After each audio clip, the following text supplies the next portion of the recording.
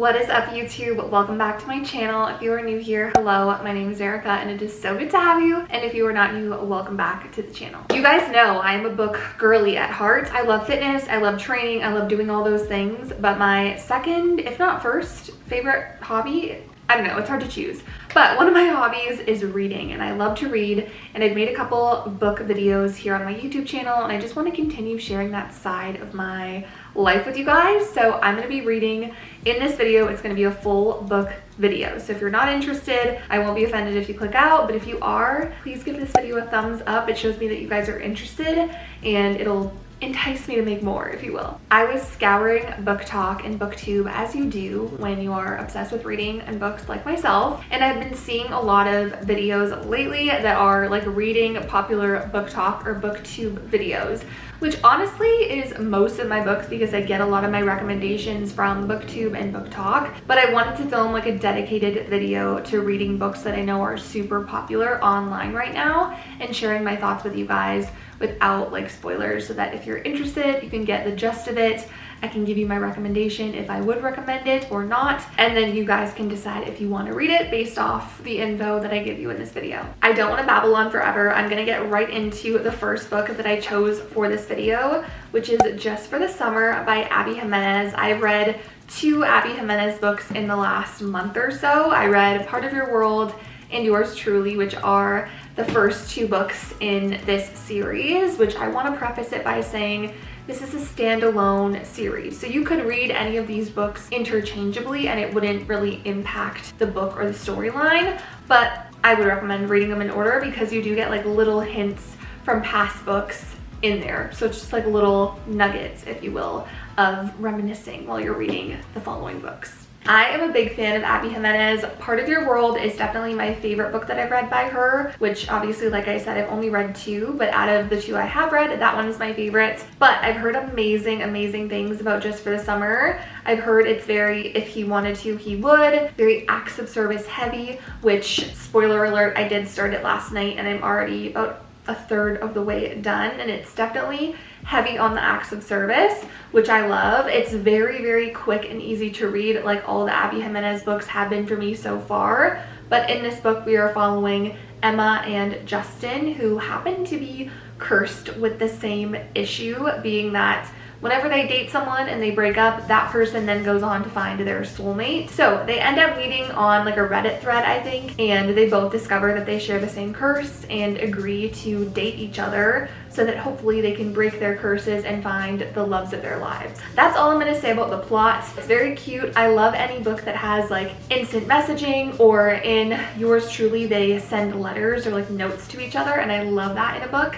So this had like DMing and texting in the beginning, and I really love when books do that. And the way that Abby writes those texts or those messages is very like, I don't know, the banter is good, if that makes sense. Really enjoying this book so far. Like I said, I had started it last night and I'm already 150 pages in, which is a pretty good dent, but there are a lot of deeper plot points that haven't really been explored too much yet. So I'm excited to see what comes of like the parent-child dynamics in this book, because both Justin and Emma have really interesting relationships with their moms, and I just know that something's gonna happen and we're gonna get like deeper emotional stuff coming up from this book. So stay tuned, but I wanted to update you guys. This is the first book we will be reading in today's video. Stay tuned to see what the rest of the books are that are kind of like highly recommended BookTok or BookTube books for the summer. So let's get into the video.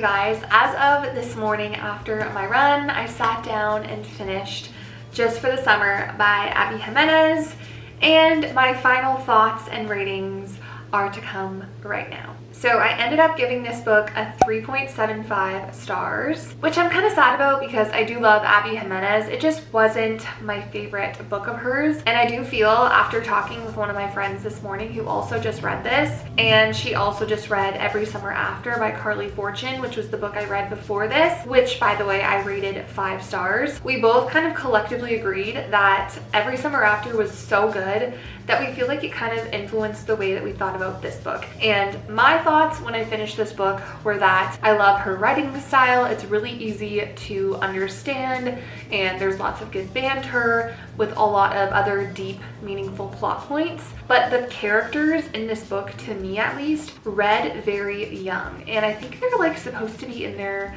late 20s, approaching their 30s, if not in their 30s. And it just read to me like they were almost in high school, the way that they were talking to each other and just like interacting. So that to me just like, I don't know, I personally like a book that is a little bit more of a mature read and not something that's super cheesy. And I did find a lot of the ways that they were interacting to be a little cheesy, specifically on the part of Justin, who I know a lot of people on BookTok love Justin, and I think he was a really sweet character. He's definitely the epitome of if he wanted to, he would, but the way that he approached the relationship was very just like cheesy in my opinion, and I'm not a cheeseball in that way. I know a lot of people are, and if that's you, I love that for you. It's just not me. I did love that she touched on a lot of deeper topics like female friendship and toxic relationships with parents and mental health issues.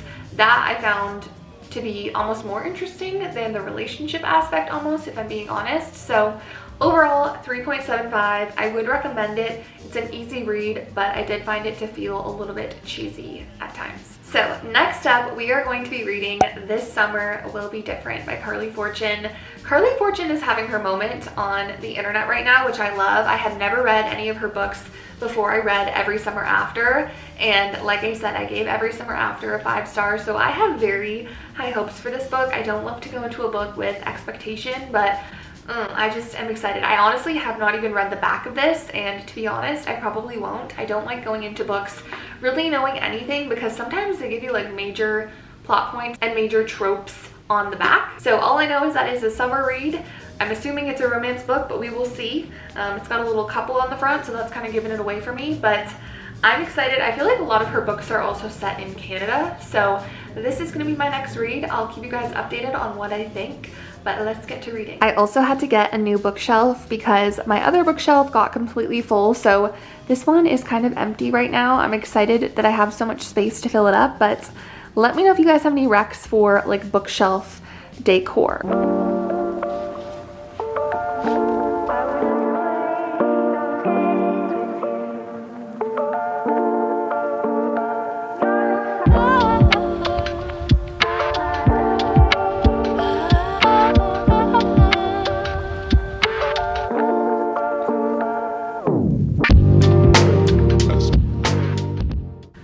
I'm always in the same spot when I film these updates, but I like having the bookshelf in the back, which by the way, I don't know if I updated you guys, but I got another bookshelf. It's like over here, you can't see it, but it's huge. And so I transferred some of my books over there, but now I just have so much space for more books, so stay tuned. I am trying to finish majority of my physical books before I go out and go crazy filling up my bookshelf.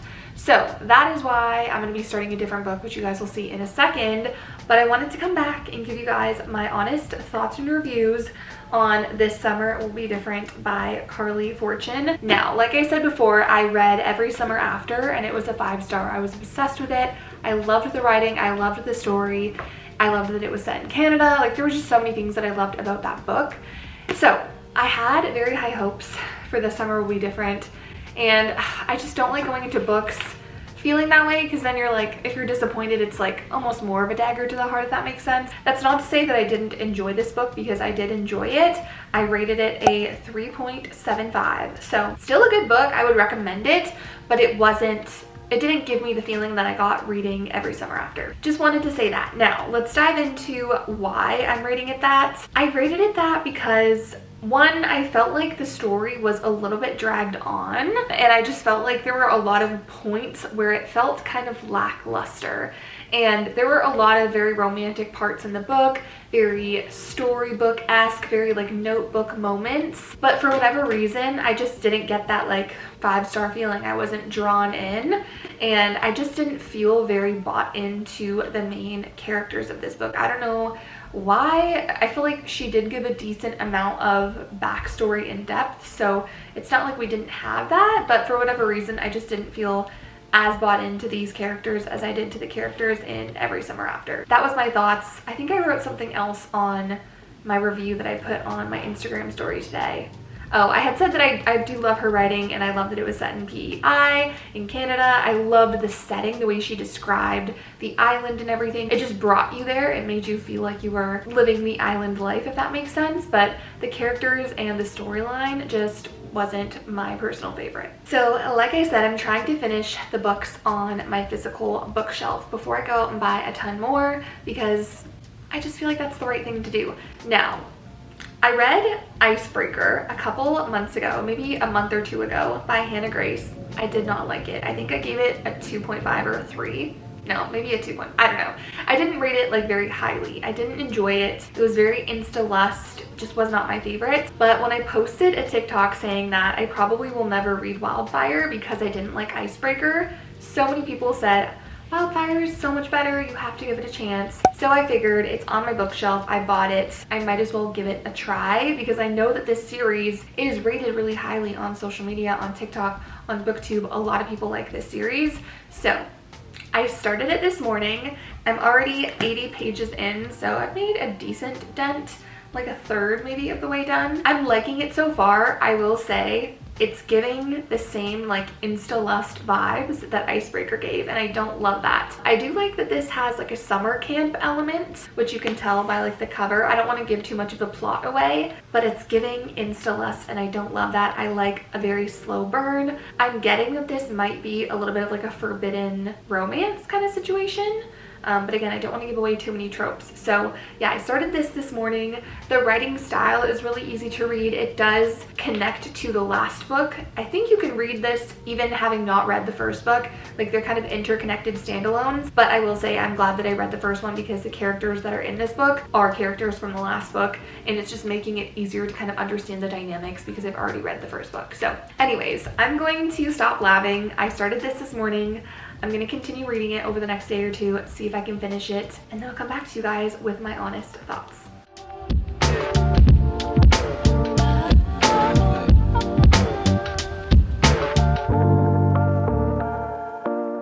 I'm back, and I have thoughts on Wildfire because I finished this probably 2 days ago now, and it's taken me a minute to like actually make myself look presentable to come on the camera and talk to you guys about what I think. To be honest, I wasn't wowed. It wasn't that much better than Icebreaker, which I kind of had a feeling going into it. I knew that it wasn't going to be this like depthful, life-changing plot. I knew it would be mostly just kind of a fluffier romance with maybe hints of some trauma, which it's pretty much what it was. Did I hate it? No. Was it amazing? Like I said, no. I ended up giving Wildfire a 3-star, so better I think than Icebreaker, which I believe I gave it 2-star. I will say this one does still have that kind of insta-lust element. This one is more of a like forbidden romance, if you will, and it has a summer camp setting, which is kind of cute. It kind of just read, and they are like in early university college days, so they're like 20, 21. And that to me just kind of reads a little bit younger, which is fine. It's just, I don't know, lately I'm getting so old. No, but I just feel like I've been enjoying a little bit more of a mature romance and plot, if that makes sense. So this didn't really do it for me, but I do think that if you're someone that's just looking for an easy read with some smut, forbidden romance, summer camp vibes, that isn't going to be like require a ton of brain power, this would be a good read. Like, there's nothing inherently wrong with it.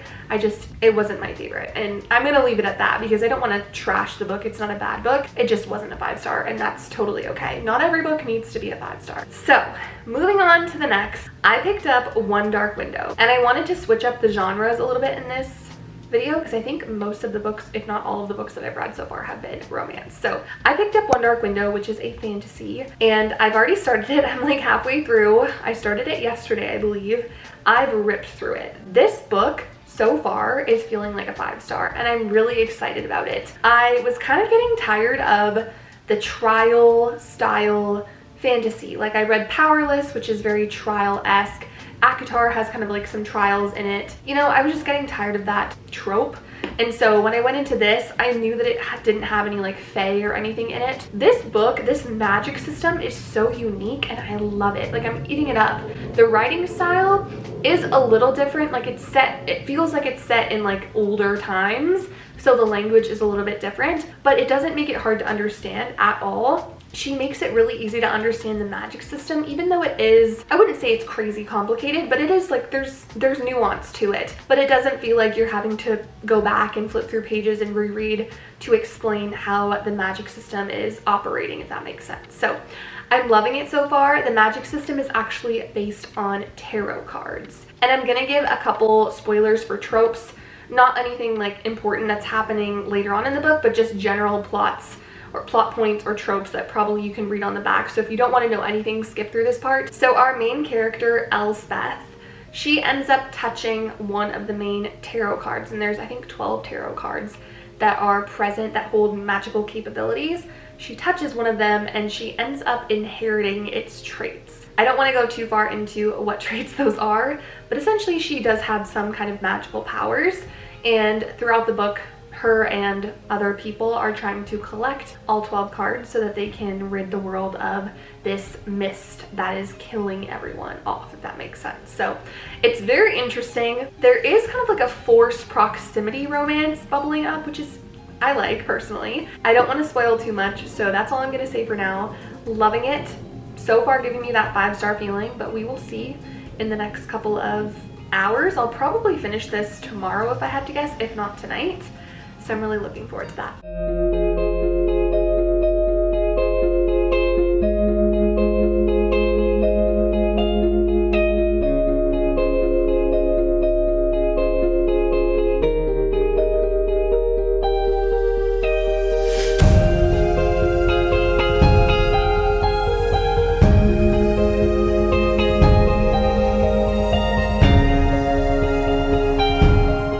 Okay, you guys, I did end up finishing One Dark Window by Rachel Gillig. I was so obsessed with this book. I finished this book in under 48 hours, so if that says anything about how much I ate this book up, let it speak for itself. I think it's pretty obvious. I rated this book a 5-star, which I'm really excited about. I feel like I've had pretty good luck lately with books, and I feel like a lot of that has to do with TikTok, BookTok specifically, and just listening to people's recommendations who I feel like share a similar book taste to myself, if that makes sense. So obviously I rated this a 5-star, which means I loved it. I loved the character development. I feel like this book was paced perfectly. I didn't feel like at any point it was dragging, or I was like, okay, we could speed up this segment or this chapter. Like everything was perfect. This was all written in Elspeth's, our main character's, point of view, so it wasn't dual POV.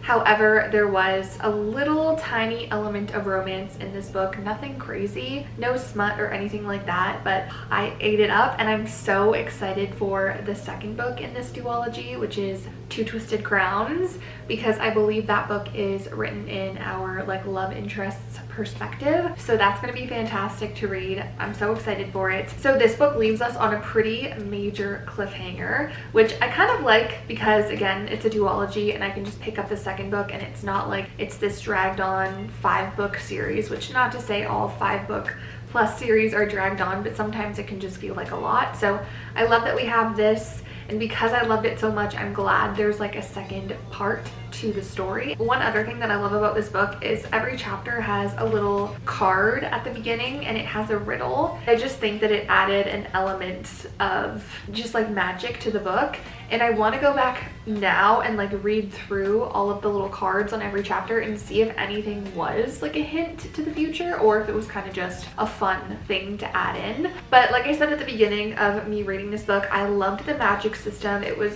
so unique. I'm loving all the characters. The writing style was really easy to get into. I don't know how much to share because again, I don't like spoiling books or spoiling tropes for people, so I think I'm gonna leave it at that and just say if you're looking for like a gothic fantasy with a hint of romance that's got lots of twists and turns and is gonna keep you on the edge of your seat, definitely pick up One Dark Window by Rachel Gillig. It was a 5-star for me and I'm excited to hear what you guys think about it. So with that being said, that is going to conclude today's video. I really hope you guys enjoyed coming along with me as I read popular BookTok and BookTube videos. If you have any other book video requests, please leave them down below in the comments. I would be happy to create those videos for you guys. And if you guys want to see some of my favorite books, check out my Amazon storefront. It's linked down below, but I have a ton of books in there that are like my 5 stars and just my go-to books that I've read recently. So with that being said, thank you guys so much for watching the video. Don't forget to give it a thumbs up, subscribe down below if you're not already, and I will see you all in the next one. Bye guys.